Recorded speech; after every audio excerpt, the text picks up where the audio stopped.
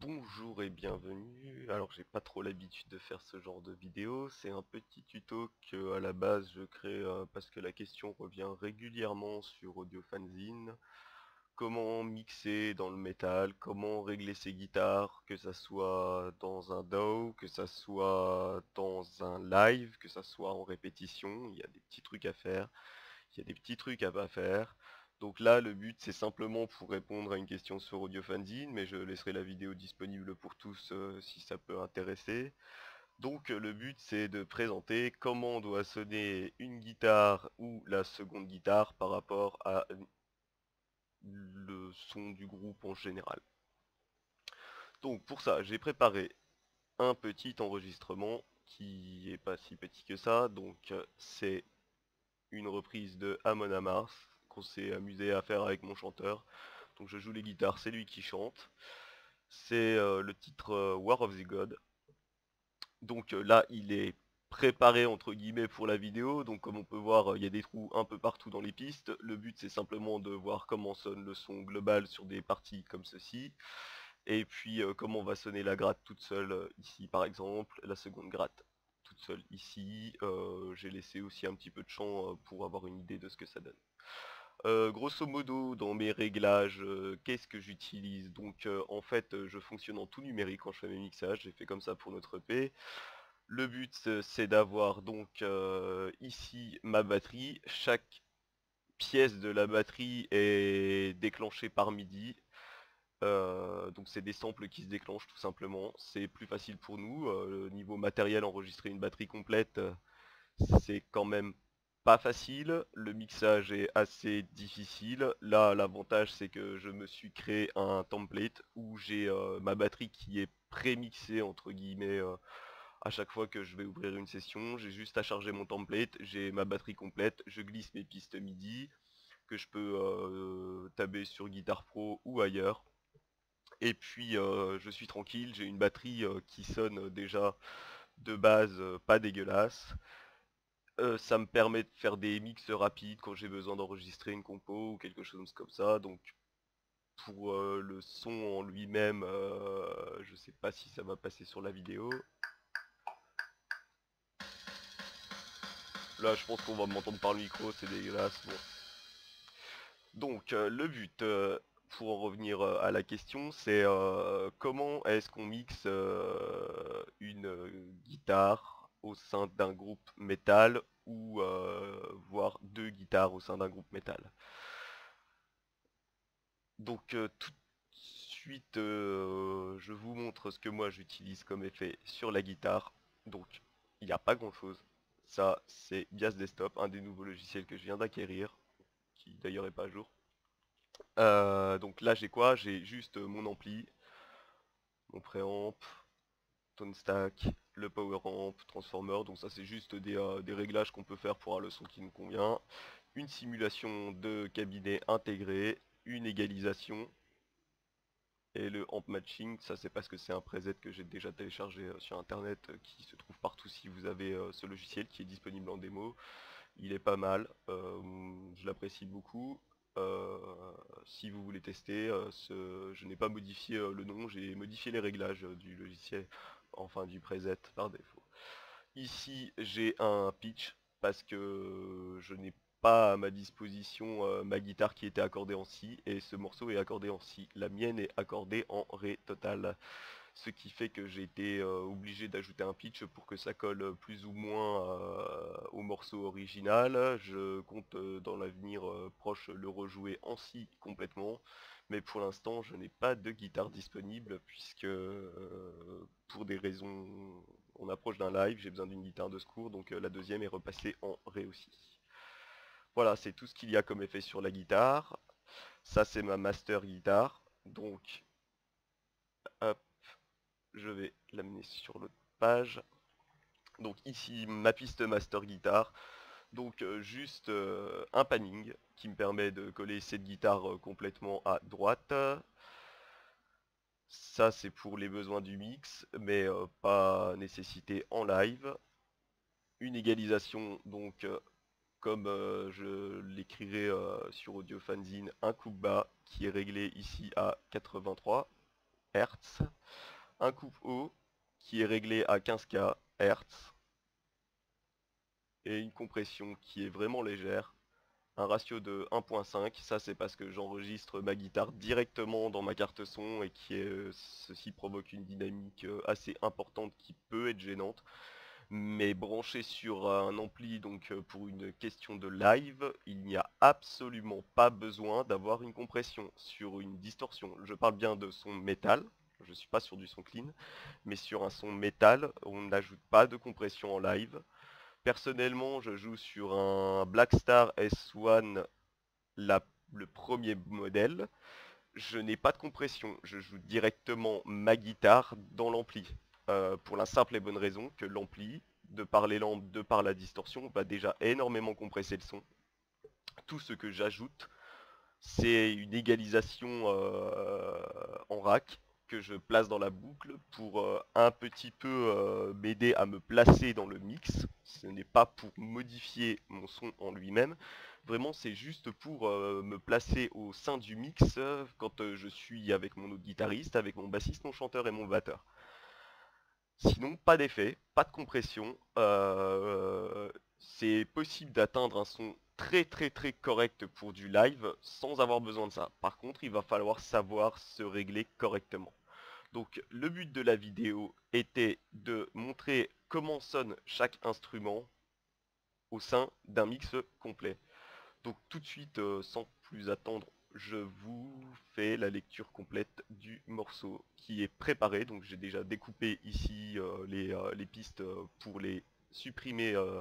Donc ici, par exemple, nous n'aurons que la guitare qui est à droite. Ici, nous n'aurons que la guitare de gauche. Ici, nous n'aurons que du chant.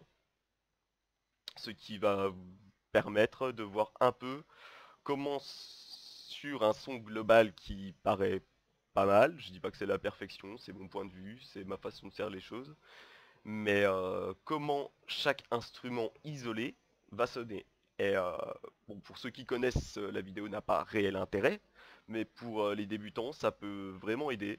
C'est une chose qui m'a posé longtemps problème, c'est comment faire sonner mon instru pour que je l'entende au sein du groupe en répète ou en live, ou même dans un mix, mais là c'est pas le but, c'est vraiment de répondre à une question sur un problème de réglage en live.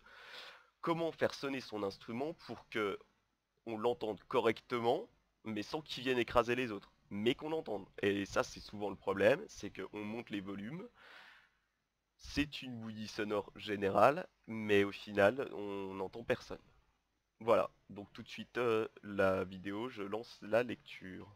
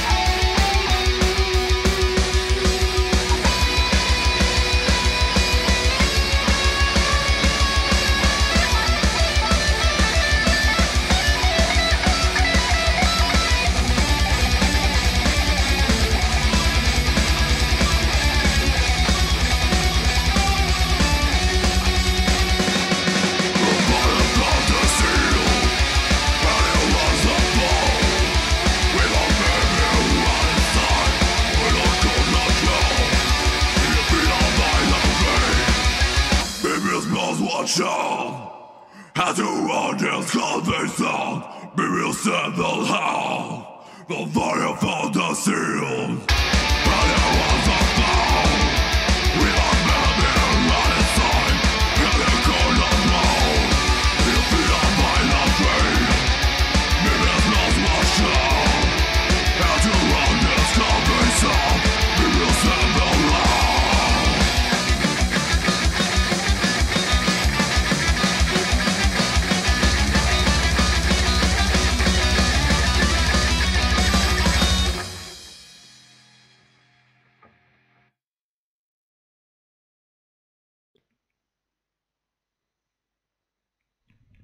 Donc voilà, on va regarder comment moi j'égalise ma gratte en live. Donc je vais reprendre ma piste, que je retrouve mon égaliseur. Voilà, il est là. Hop, je prends juste l'égaliseur. Donc déjà en live, ça je fais exactement la même chose. J'ai un rack Yamaha 31 bandes que je place donc comme j'avais dit dans ma boucle de l'ampli. Et je vais reproduire sur cette fenêtre que tout le monde puisse voir à peu près parce que c'est plus facile pour moi que faire ça en photo, mais c'est exactement les mêmes réglages que ce que je vais utiliser en live. Donc déjà première chose, comme je l'ai dit, un coup bas à 80. Moi c'est une fonction que j'ai sur mon rack, donc je l'active, ça coupe à 80 d'office. Le coupe haut, alors moi je l'utilise dans les mix parce que quand on enregistre en numérique, c'est toujours un petit peu fuzz dans le très haut du spectre pour les mix. En live, il n'y a pas vraiment besoin, les HP de toute façon vont jouer ce rôle de coupe haut ou de passe bas comme on veut. Tout seul, puisque si je reprends l'égalisation qu'on va avoir sur un HP guitare, grosso modo, un HP guitare ça va donner ceci et ceci. Voilà. Donc ça c'est à peu près la courbe qu'on aurait sur un HP guitare. Donc vous voyez déjà que le coup bas qui se trouve sur des HP aux alentours de 5000 Hz, 6000 Hz, ça peut monter jusqu'à 7500 pour certains HP, mais globalement, le HP guitare va avoir un rendu entre 80 et 5000. Donc pas besoin en live d'avoir un passe bas, c'est juste pour les besoins du mix. Donc ça, je ne l'active pas quand je suis sur mon rack. Donc comme j'ai dit, donc le coupe bas à 80. En fait, au sein du groupe, mon autre guitariste fait exactement la même chose puisque nous ne jouons pas sur les mêmes amplis. J'ai un Blackstar Série 100, il a un Engel Fireball, donc rien que d'avoir un ampli de signature sonore différente, monté avec des lampes différentes, nous permet juste d'avoir un son un petit peu différent et il n'y a pas besoin de plus. On utilise la même égalisation. C'est plus facile pour tout le monde, chacun s'entend puisqu'on est devant nos amplis en live, et ça nous permet d'avoir une vue assez facile des plages qu'on utilisera et des plages qu'on laisse disponibles pour le bassiste, puisque le bassiste sera égalisé un peu différemment de nous pour ressortir devant. Donc pour ma guitare, j'utilise le coup bas à 80, je remonte un petit peu mes fréquences aux alentours de 120-150 et de 200. Voilà.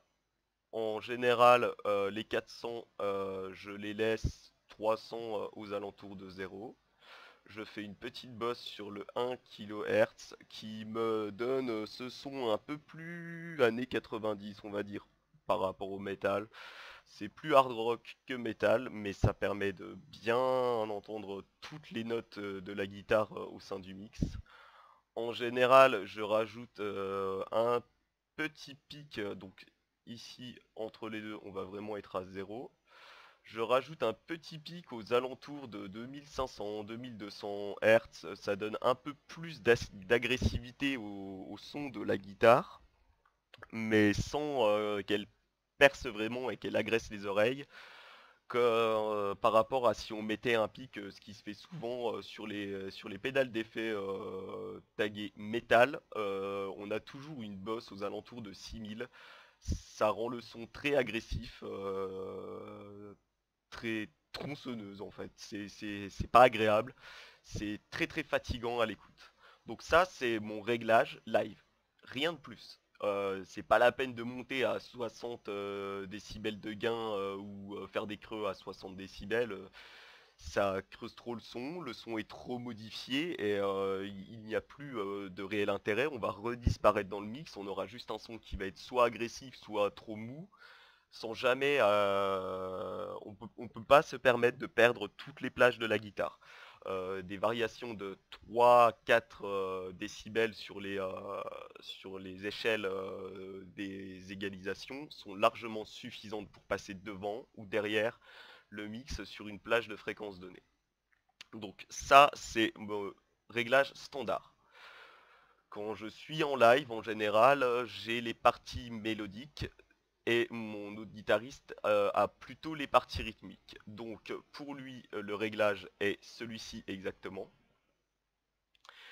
Pour moi, le réglage, je vais avoir tendance à remonter un petit peu sur 1000 et creuser un tout petit peu aux alentours de 500, entre 500 et 700. J'aime bien la fréquence 700, je creuse un tout petit peu comme ça. Ça, c'est mon son guitare en live, c'est le son guitare que j'utilise dans mes mix habituels, donc sur notre EP, ce qui n'a pas été le cas dans ce mix là, parce que c'est un truc qui a été fait vite fait pour les besoins du tuto.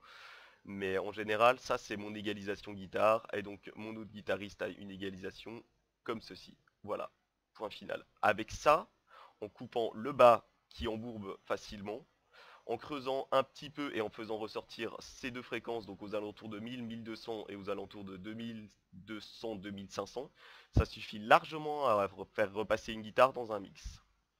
Maintenant, ce qu'il faut aussi savoir, c'est qu'une guitare métal ne sonnera bien dans un mix qu'à partir du moment où le gain est correctement réglé. Et c'est très vite de faire n'importe quoi avec le gain. Je reprends un panneau guitare standard, donc voilà, ça c'est une tête d'ampli standard comme on pourrait l'avoir. Vous voyez que mon gain sur 10 est à 5,5, 6 maximum. Quand je joue tout seul devant juste une piste de batterie, mon gain est plutôt comme ceci. C'est possible tout seul, le son est génial, ouais, il y a de la patate, il y a de la pêche, il y a tout ce qu'on veut. Mais dans un mix, dans un groupe, si on veut s'entendre, si on veut pas étouffer tout le monde, c'est comme ça, pas plus. Voir, ça, c'est le réglage de mon... Je vais vous mettre le réglage du S1 en vue, comme ça vous donnera une idée de comment je règle mon son en groupe. Voilà, globalement, ça donne à peu près ça quand je suis réglé en groupe. Ça, c'est le réglage que j'ai sur mon canal disto de mon S1. Donc vous voyez que je bourre quand même pas mal les middle. Je laisse des trebles parce qu'on a besoin d'agressivité dans notre son. Je réduis énormément les basses. En plus du coup bas que j'ai dans mon rack d'égalisation, je coupe énormément les basses parce que c'est quelque chose qui n'apporte rien du tout au son. Alors tout seul, c'est sûr, c'est bien d'avoir plein de basses, ça sonne métal à mort, parce que ça rajoute du coffre, mais en groupe, ça sert juste à embourber, à écraser le bassiste va plus s'entendre, il va remonter son son, et il va écraser tout le monde, donc les guitaristes remontent leur son chacun à leur tour, c'est du n'importe quoi. Le gain, même chose, pas beaucoup de gain, on n'a pas besoin d'avoir une grosse disto quand on est tout seul. Enfin, quand on est tout seul, on peut monter la disto dans ses alentours, 7, 8, ça donne un son violent, c'est bien. Mais quand il y a plusieurs instruments, il faut vraiment penser à se baisser au niveau du gain. Ça sert à rien d'avoir trop de gain. Deux guitares avec trop de gain en même temps, ça fait de la bouillie. Si on rajoute la basse, pour peu que le bassiste ait en plus une pédale de disto et qu'il mette lui aussi du gain à fond, on obtient juste une grosse bouillie. Il faut qu'on obtienne une sorte de son comme vous avez pu l'entendre précédemment sur la lecture du mix. Le gain, il faut qu'il y ait de la distorsion, mais il n'y a pas besoin de bourrer et d'avoir un son d'outre-tombe, quoi. Voilà. Donc je pense que c'est à peu près tout pour le réglage live. Je referai peut-être des vidéos à l'occasion si j'ai des idées ou s'il y a encore des questions. Je vous remercie d'avoir regardé, j'espère que ça pourra être utile à la plupart des débutants qui cherchent comment s'entendre en groupe, ce qui est le but vraiment de cette vidéo. Merci.